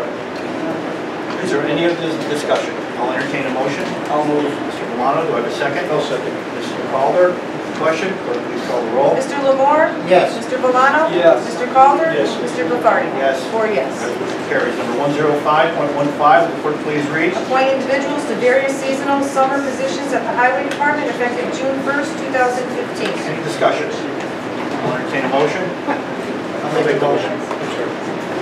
Mr. Lamore, do I have a second? I'll second. Mr. Calder, question? Clerk, please call the roll. Mr. Lamore? Yes. Mr. Valano? Yes. Mr. Calder? Yes. Mr. Bafardi? Yes. 4 yes. Resolution carries. Number 106.15, will the clerk please read? Appoint individuals to various seasonal summer positions in the Park Department effective June 1st, 2015. Any discussion? I'll entertain a motion. I'll move. Mr. Milano, do I have a second? I'll second. Mr. Calder, clerk, please call the roll. Mr. Lamore? Yes. Mr. Valano? Yes. Mr. Calder? Yes. Mr. Bafardi? Yes. 4 yes. Resolution carries. Number 108.15, will the clerk please read? Did I miss one? Did I skip one? Excuse me, 107.15, will the clerk please read? Appoint and reappoint individuals to seasonal positions in the Parks and Recreation Summer Program effective Monday, June 29th, 2015. Any discussion? I would just like to say something on that one. It's just that these positions for the park and recreation programs, individuals that want to use those programs pay for those programs. So really, these kind of, for the most part, pay for themselves. So just wanted to mention that. So these positions are, for the most part, pay for themselves. Any other discussion? I'll entertain a motion. I'll move. Mr. Milano, do I have a second? I'll second. Mr. Lamore, on the question, clerk, please call the roll. Mr. Lamore? Yes. Mr. Valano? Yes. Mr. Calder? Yes. Mr. Bafardi? Yes. 4 yes. Resolution carries. Number 108.15, will the clerk please read? Appoint Judith Tamar of Schenectady, New York, 12306, as a member of the Town of Rotterdam Parks and Recreation Committee. Any discussion? I'll entertain a motion. I'll make a motion. Mr. Lamore, do I have a second? I'll move. Mr. Milano? Please call the roll. Mr. Lamore? Yes. Mr. Valano? Yes. Mr. Calder? Yes. Mr. Bafardi? Yes. 4 yes. Resolution carries. Number 109.15, will the clerk please read? Appoint Alex Tremengo of Rotterdam, New York, as a member of the Town of Rotterdam Zoning Board of Appeals to fill the vacancy created by the resignation of Judy Fitzmaurice for the remaining term commencing on May 27, 2015 through December 31st, 2017. Any discussion? Yes, Mr. Supervisor, I hereby move, because now that there is a vacancy in the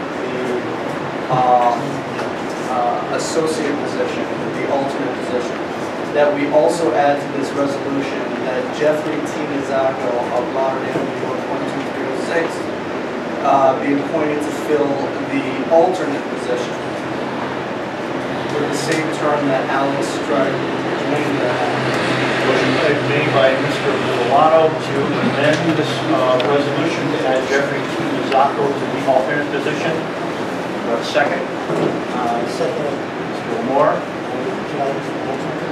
Sure. Mr. Nizzaco has been on his zoning board for a couple of years previously, just so he has experience with it. Yeah, I believe it was 2009 to 11 or 12, something. He's got at least 2, maybe a few more years of experience in the zoning board. So, you know, bring that additional experience to me. Any other discussion? I'll entertain it. And it's been seconded to amend this motion. Okay, seconded to amend the motion. Please call the roll. Mr. Lamore? Yes. Mr. Valano? Yes. Mr. Calder? Yes. Mr. Bafardi? Yes. 4 yes. Resolution carries. Number 110.15, will the clerk please read? Wait, now we have to vote on the actual resolution. Right. That was to amend. That was to amend. So now we have 2 names on it.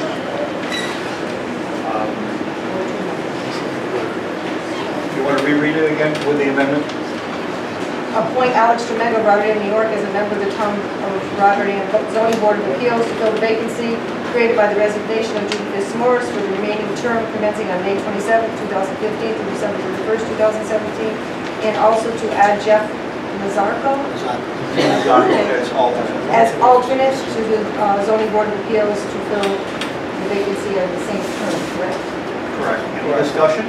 That's all going to be under one resolution? Well, it'll all be under Yes. 109. Any discussion? Entertain a motion. I'll move. Mr. Milano, do I have a second? I'll second. Mr. Lamore, on the question, clerk please call the roll. Mr. Lamore? Yes. Mr. Milano? Yes. Mr. Calder? Yes. Mr. McCarty? Yes. 4 yes. Resolution carries. Number 110.15, clerk please read. Refer to Planning Commission for report and recommendation thereon a proposed local law of the year 2015 for the following purpose. To allow for a change of zone request for Peter Antropoulos, owner for vacant property located on the south side of Arlene Street known as tax parcel number 59.15-1-10.1, Rotterdam, New York. The applicant is requesting a change of zone from retail business B1 and single-family residential R1 to multifamily residential R3 to facilitate the construction of a 4-unit apartment building on a plus or minus 0.414 acre parcel. Any discussion? Yes, Mr. Supervisor. Where they want to build there, it's surrounded by single-family homes, and the septic would be close to the neighborhoods, and in that area, it's kind of a wet area. Also, we don't feel that Arlene is one of the main streets leading into Colebrook. That's one of the main streets leading into, that's the best way to get into that area. And having a 4-unit apartment in a small area with that is not going to be a good thing for the traffic going in and out. What we would like to offer is to make it an R2, then they could put a duplex in there instead of a 4-unit, because that, like I said, that Arlene Street is very highly trafficked. Just like everybody's talking about with Peter Road, that main traffic leading into that, well, this is the same situation with Arlene leading into, well, to minimize it down to an R2, which would be like a duplex. Following up on that, it's a septic system neighborhood. The design that they have laid out does have septic systems. It's not a sewer line to look into. And at least unlike some of the other projects that I think are advancing in the hometown state, it doesn't front a major commercial thoroughfare. Actually, it's isolated from Hamburg Street. There's a single-family road, single-family house in between it and the commercial thoroughfare. So it's actually surrounded on all 4 sides by single-family. So I can't hold that as a Well, and rather than have an amendment to put it to a different value, we should vote on this and then the applicant can apply. Yes, I think that's actually exactly what you got there. I agree. Any other discussion? Yes, I just want to mention that all this does is refer it to planning. And we're acting like the planning board now, and I don't think that's our role up here. Planning board looks into sewer, water. Now, part of this property also, I forget to mention this, I believe is commercial. So you've got a little piece that's commercial and a piece that's residential R1 and he wants to change. I don't know, this is only referring. I think that we're getting ahead of ourselves, and we're getting ahead of the planning board. Maybe you want to save money and get rid of all the planning board, but this is their job. This is their job. Any other discussion? I'll entertain a motion. I'll make the motion. Mr. Calder, do I have a second? I will second for purposes of a vote. Clerk, please call the roll. Mr. Lamore? No. Mr. Milano? No. Mr. Calder?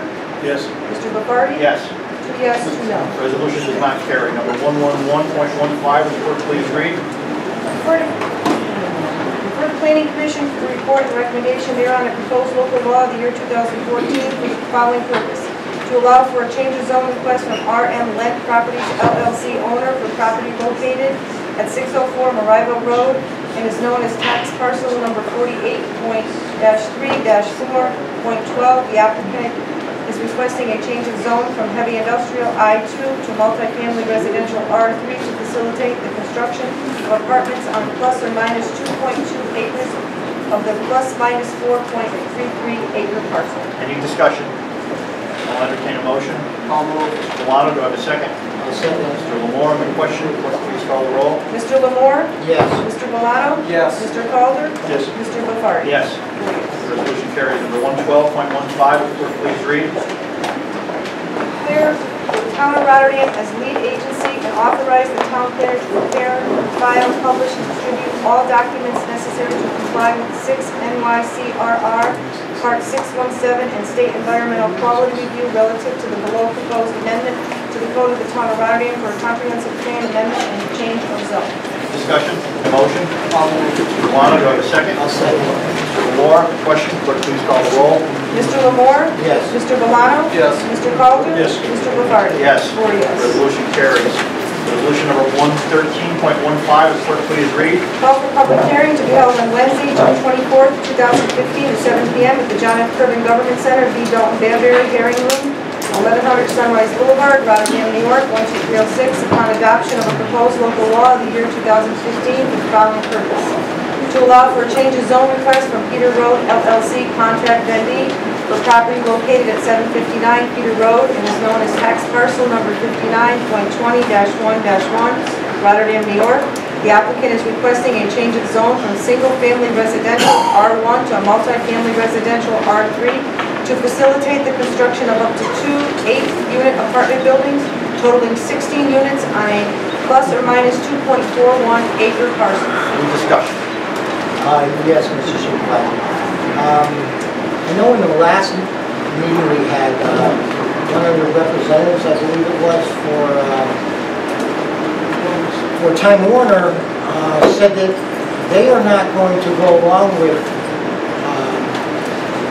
them putting into their sewer lines. I mean, it's their sewer lines, and if they can't get sewer, with the high water table and everything, I don't know how we can go further with it. I mean, we can put it up for public hearing, but, you know, we've tried to minimize it, but right along, we were saying that it had to do with whether they can get sewer lines. So that has to be definitely in play before we can make any decisions on it. So, I mean, we can bring it up for public hearing, but other than that, you know, we have to know that. That has to be something we know in advance. Now, Mr. Lamore, at least according to Mr. Brick's analysis at the last planning board meeting, his statement is sewer is available at the property line in sufficient capacity in the line passing through the particular piece of property. As part of the hybrid road sewer district, it's approximately half a dozen users on it now. In order to utilize the sewer going by, the applicant would have to need to obtain an out-of-district user agreement from the town board, or petition and have the town board put this property in that particular sewer. If either of these things did not happen, then the project would be dead anyways. Sewer is available provided the town board authorizes its connection to it. The advocate for this actual development on Peter Road is indicating that if they can't get sewer line, it's a dead deal anyways. So everybody's hinging on the fact of whether or not it does exist. So that's a very real concern, although at least currently the belief is that hookup is available. Any other discussion? I'll entertain a motion. I'll move. Mr. Milano, do I have a second? Yes, I'll second. Mr. Lamore, question, clerk, please call the roll. Mr. Lamore? Yes, to hear more people's opinions on this issue. Mr. Milano? Yes. Mr. Calder? No. Mr. Bofardi? Yes. 3 yes, 1 no. Resolution. Yes. Resolution does not carry, it requires a supermajority. For the public hearing or for the actual change? This resolution. Okay. Number 114.14, clerk, please read. Declare the Town of Rotterdam as lead agency and authorize the town planner to prepare, file, publish, and distribute all documents necessary to comply with 6 NYCRR Part 617, the State Environmental Quality Review relative to the below proposed amendment to the Code of the Town of Rotterdam for a comprehensive plan amendment and change of zone. Any discussion? Yes, Mr. Supervisor. Hamburg Street used to be a very important driving part of our town. And it's been really going downhill. We really need to do whatever we can to bring Hamburg street back up to what it was at one time. I mean, that was originally probably one of the original Altamont avenues. But now it's, you know, really gone downhill. Whatever we can do to try to help make that a better area, I'm all for it. Any other discussion? I'll entertain a motion. I'll make the motion. Mr. Lamore, do I have a second? I'll second. Mr. Valano, please call the roll. Mr. Lamore? Yes. Mr. Valano? Yes. Mr. Calder? Yes. Mr. McCarty? Yes. 4 yes. Resolution carries. Number 115.15, clerk, please read. Call for public hearing to be held on Wednesday, June 24th, 2015 at 7 p.m. at the John F. Kerman Government Center, V. Dalton Banbury Hearing Room, 1100 Sunrise Boulevard, Rotterdam, New York, 12306, upon adoption of the proposed local law of the year 2015 for the following purpose: to allow for a change of zone request from hybrid development R146 LLC for property located at 2694 through 2696 Hamburg Street and is known as tax parcel number 59.15-1-1, Rotterdam, New York. The applicant is requesting a change of zone from retail business B1 to general business B2 on a point or plus or minus 4.21 acre parcel. Any discussion? Yes, Mr. Supervisor. All that they're really doing with this change of zone is giving them more options of types of business they can have in there. You know, they can't have like industrial business in there, but it gives them more options of what types of business, what size businesses. So I think it's a good way to try to move forward helping out Hamburg Street. Any other discussion? I'll entertain a motion. I'll make the motion. Mr. Lamore, do I have a second? Second. Mr. Calder, question? Clerk, please call the roll. Mr. Lamore? Yes. Mr. Valano? Yes. Mr. Calder? Yes. Mr. McCarty? Yes. 4 yes. Resolution carries. Number 116.15, would the clerk please read? Award the request for parts for EPG Companies Incorporated, 19900 County Road 81, Maple Grove, Minnesota 55311 for upgrade to solar flares and gas vents, Rotterdam MSW landfill, in Pattersonville, New York 12137. Any discussion? I'll entertain a motion. I'll make the motion. Mr. Lamore, do I have a second? I will second. I'm sorry. Clerk, please call the roll. Distracted. That's okay. Mr. Lamore? Yes. Mr. Valano? 116, right? Yes.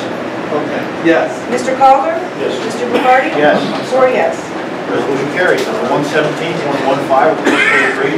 Award bids opened on Thursday, April 16th, 2015 to Autumn Tree Service, 10 Elmwood Street, Schenectady, New York, 12304 for tree cutting and removal services for the Town of Rotterdam Highway Department for the year 2015. Any discussion? In fact, a little bit or so they're gonna get my vote. Any other discussion? I'll entertain a motion. I'll move. Mr. Milano, do I have a second? I'll second. Mr. Lamore, please call the roll. Mr. Lamore? Yes. Mr. Valano? Yes. Mr. Calder? Yes. Mr. McCarty? Yes. 4 yes. Resolution carries. Number 118.15, clerk please read? Award bids opened on Thursday, April 16th, 2015 for the purchase of highway materials, crushed limestone, gravel, and sand to various vendors for use by the Town of Rotterdam Highway Department for the year 2015 to William M. Larned & Son Incorporated, 544 Burdick Street, Rotterdam, New York, 12306. Callahan Industries Incorporated, P.O. Box 15097, Albany, New York, 12212. Cranesville Block Company Incorporated, 1250 Riverfront Center, Amsterdam, New York, 12010. Harbor Sand and Gravel, LLC, 494 Western Avenue, Altamont, New York, 12009. And Cushing Stone Company, 725 State Highway, 5S, Amsterdam, New York, 12010. Any discussion? Yes, Mr. Supervisor. Do you know if we've inquired whether or not there's any intermunicipal arrangements or state contracts that we can get involved in to potentially buy these bulk materials at a cheaper price than the prices set forth in the backup of this resolution? We're always eligible to go state bid. Do we know if there's any state? The backup is in there, they already gave the backup for all the state. It was on the contract. State intermunicipal. Well, we ended up getting all the prices from the various vendors. I didn't see the actual. And if he didn't give it to that, he said that it was not available under state contract. That's what he told me. So if we didn't receive it, so none of these things are available under state bid. That's what he told me. Oh, well, that's different. Okay. Any other discussion? I'll entertain a motion. Calder, do I have a second? I'll second. Lamore on the question, please call the roll. Mr. Lamore? Yes. Mr. Valano? Yes. Mr. Calder? Yes. Mr. Bofardi? Yes. 4 yes. Resolution carries. Number 119, 115, will the clerk please read? Award bids open on Thursday, April 16th, 2015 for the purchase of highway materials, manhole frames, manhole grates, and manhole risers to Chemung Supply Corporation, P.O. Box 527, Elmira, New York, 14902, and concrete blocks and caps to Cranesville Block Company, Incorporated, 1250 Riverfront Center, Amsterdam, New York, 12010, for use by the Town of Rotterdam Highway Department for the year 2015. Any discussion? I'll entertain a motion. I'll move. Mr. Milano, do I have a second? I'll second. Mr. Lamore, question, please call the roll. Mr. Lamore? Yes. Mr. Valano? Yes. Mr. Calder? Yes. Mr. Bofardi? Yes. 4 yes. Resolution carries. Number 120.15, will the clerk please read? Award bid open on Thursday, April 16th, 2015 to Town and Country, P.O. Box 16395, Albany, New York, 12212, and Chemung Supply Corporation, 2420 Corning Road, Elmira, New York, 14901, for the purchase of highway materials consisting of watertight and end sections, round corrugated plastic pipe and plastic under drain perforated pipe for the Town of Rotterdam for the year 2015. Any discussion? I'll entertain a motion. I'll make the motion. Mr. Lamore, do I have a second? I'll second. Mr. Milano, question, clerk please call the roll. Mr. Lamore? Yes. Mr. Valano? Yes. Mr. Calder? Yes. Mr. Bofardi? Yes. 4 yes. Resolution carries. Number 121.15, will the clerk please read? Award bid open on Tuesday, May 5th, 2015 for the transportation and disposal of processed ground yard waste to be picked up at the town's compost facility in a safe and efficient manner with minimum amount of order to CTI Agri-Cycle LLC 4 Open Square Way, Suite 421, Holyoke, Massachusetts 01040. Any discussion? I'm disappointed to see, Mr. Supervisor, we only got one bid for the purchase of our yard waste. Yes. Any other discussion? I guess any important storm sewer. I'll entertain a motion. I'll move. Mr. Calder, do I have a second? I'll second. Mr. Lamore, question, clerk please call the roll. Mr. Lamore? Yes. Mr. Valano? Yes. Mr. Calder? Yes. Mr. Bofardi? Yes. 4 yes. Resolution carries. Number 122.15, will the clerk please read? Award the request for proposal opened on Thursday, May 21st, 2015 for engineering services for the design, bid, and construction of water system improvements to John M. McDonald Engineering, P.C., 7 South Church Street, Schenectady, New York, 12305. Any discussion? It's more of an inquiry than a discussion. I mean, don't get me wrong, I'm thrilled that John McDonald Engineering came in with a proposal that was approximately half of what some of the other bidders were. Do we know if the job is as comprehensive? Because it seems like a major adjustment from 157 or 156 to $79,000. I mean, don't get me wrong, I'm always looking for a deal. But I just want to make sure that we're getting the same service as opposed to laying out $79,000 and then having a substantial amount of add-ons. What I've looked into, I believe it is a good deal. The thing I was a little bit nervous about was change orders. So this allows me to negotiate a contract that will not allow change orders. So we'll hold that constant. Okay, all right. I mean, I like the price. I just want to make sure that that's what we're getting. Well, the price would change with change orders. Oh, well, I understand that, so we're not I think it's opening it up important that to we another. negotiate. I think it's important that I negotiate a contract that does not allow that. Okay. I understand it was almost made in the RFPs. Okay, all right, so we're gonna get what we're spending. And do we have any idea what the state grant is going to be for this project? Ultimately, there was some kind of discussion about maybe $500,000-ish towards the well. 500,000. Okay, all right. Any other discussion? I'll entertain a motion. Mr. Calder, do I have a second? I'll second. Mr. Lamore, on the question, clerk please call the roll. Mr. Lamore? Yes. Mr. Valano? Yes. Mr. Calder? Yes. Mr. Bofardi? Yes. 4 yes. Resolution carries. Number 123.15, clerk please read. Authorize the supervisor to authorize the transfer of services from Reliance Trust Company / Hartford Retirement Services to the New York State Deferred Compensation Plan. Any discussion? I'll entertain a motion. Mr. Calder, do I have a second? I'll second. Mr. Milano, please call the roll. Mr. Lamore?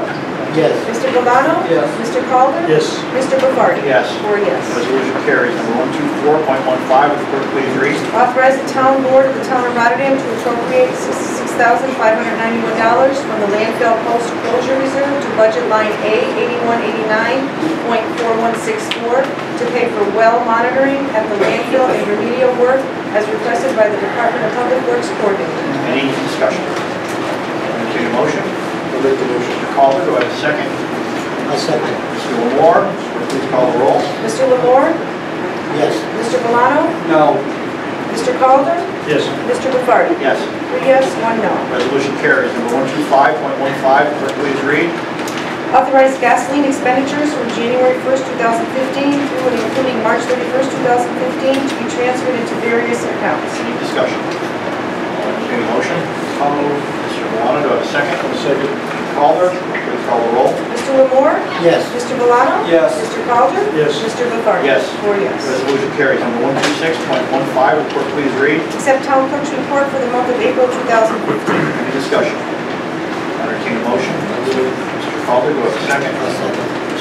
Lamore, please call the roll. Mr. Lamore? Yes. Mr. Milano? Yes. Mr. Calder? Yes. Mr. Bofardi? Yes. 4 yes. Resolution carries. Number 127.15, would the clerk please read? Authorize budget transfers by the town controller to various accounts for 2015.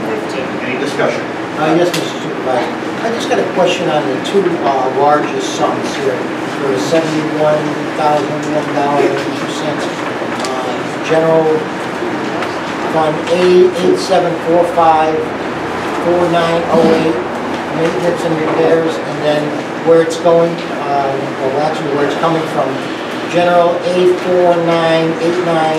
A4989498900, revenue, federal aid, home and communication grants. I just wanted to understand what these two lines are for. What are they all about? I'd like to know that. Delivery? That line was set up in the budget in 2012, I believe it was, the 87454908. That was the Route 5S project to stabilize the bank. So that work has finally been completed now, and the grant was approved and provided to the federal government. So when the revenue came in, we're now able to cover the cost from the prior year where we held the funding. Now we're getting back the money to zero it out. The money was put in the... We had federal and state monies that were both going to come back to us for this project, but the project moved slower than we anticipated. We held up in the expenditure line, and these are the reimbursements of the revenue to now cover what was left to pay the contractor. Okay, thanks. So was it kind of like an open purchase order where we were Yes. able to hold the finance? So is this money going into, because these are, the books for 2015 are open now. The books from 2014 closed about a month and a half ago, or there 2 months ago. Yep. All right. How does that end up working with the $71,000? So is it in this year's budget then? The $71,000, yes, your expenditure came years ago, so you were holding it open in your encumbrance. What happened though is they finally spent the money in 2014, I believe, to get this project finally done when you picked your contractor. I believe they had one contractor who backed out, they had to go to the second one, and there were additional engineering fees.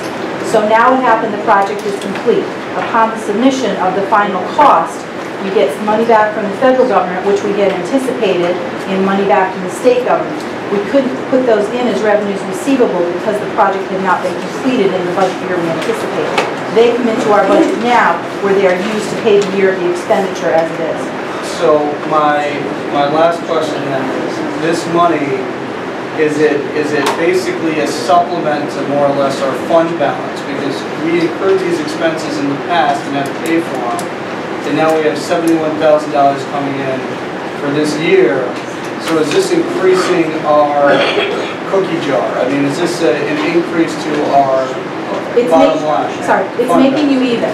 It's making you weren't supposed to incur any additional costs except perhaps 7%, I believe, of engineering costs. Okay. So this is when you've now applied for this, and under New York State grants and federal grants, you're getting your money back to make you even. Okay. So you had already taken the money out of 1 year's budget. This is the budget bringing it in to make them the same. Okay. So we have an extra So 71 grand. you will have extra money that came in that this is now needed to pay the rest of the bill. Good. Good. Okay. Is there any other discussion? Yes, Mr. Supervisor. I would like to go back to, and redo, or actually make a new resolution, and this time I think we need to word it a little differently. I want to go back to making resolution 128.15 to add. Oh, I'm sorry. Go ahead. Is there any other discussion on 127? I'll entertain a motion. I'll make a motion. Mr. Lamore? He's got it. Mr. Villano, second by Mr. Lamore. Please call the roll. Mr. Lamore? Yes. Mr. Villano? Yes. Mr. Calder? Yes. And Mr. Bavard? Yes. Resolution carries. I thought that ended our resolution portion, but apparently not. Well, what I wanted to do is, I wanted to go back to the issue of patrolmen, and I want to do 128.15. What I want to do is not put a stipulation as to who they hire. Hire two patrolmen with everything that's in the original resolution, but that's the decision of the chief of police. But I think hiring two, we're trying to find a middle ground, and so I wanted to put that resolution forward. I like the sound of the resolution, but I don't know if we can do that. If the chief writes the two names on a sheet of paper and hands it on the desk, that'll be the motion. Oh, then we just have to wait for that? I mean, if the chief wants to write it on a sheet of paper, we'll move right now. I want to get people into the police academy. All right. The time is coming. We want hires. We're willing to give you two. Let's help you. I understand. I'm happy to do that, but we have a procedure we have to do. With the appointing authority, the names have to come to us to approve it. So I suggest we adjourn to executive session to discuss those names and then come back out to do that. I'll entertain a motion to go into an executive session to speak to the police chief about the two positions. I'll entertain a motion.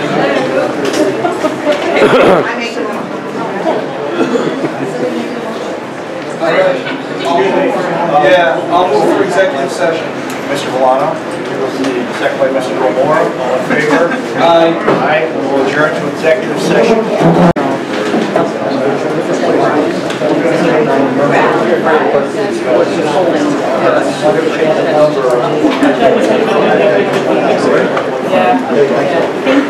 much.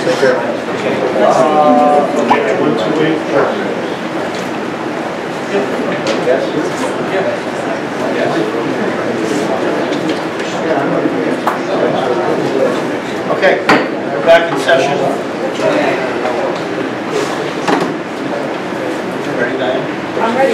Resolution number 128.15, will the clerk please read? Appoint Dakota Acker and Crystal Stone of Rotterdam, New York, 12306, are hereby appointed as police officers for the Rotterdam Police Department full-time probationary with full employee benefits at an annual salary of $48,005.60. Any discussion? I'll entertain a motion. Make a motion. Mr. Lamore, do I have a second? I'll second it. Mr. Villano, question? Clerk, please call the roll. Mr. Lamore? Yes. Mr. Villano? Yes. Mr. Calder? Yes. Mr. Bavard? Yes. 4 yes. Resolution carries. With Patrol Officer Stone and Patrol Officer Aker, rise so we can acknowledge you.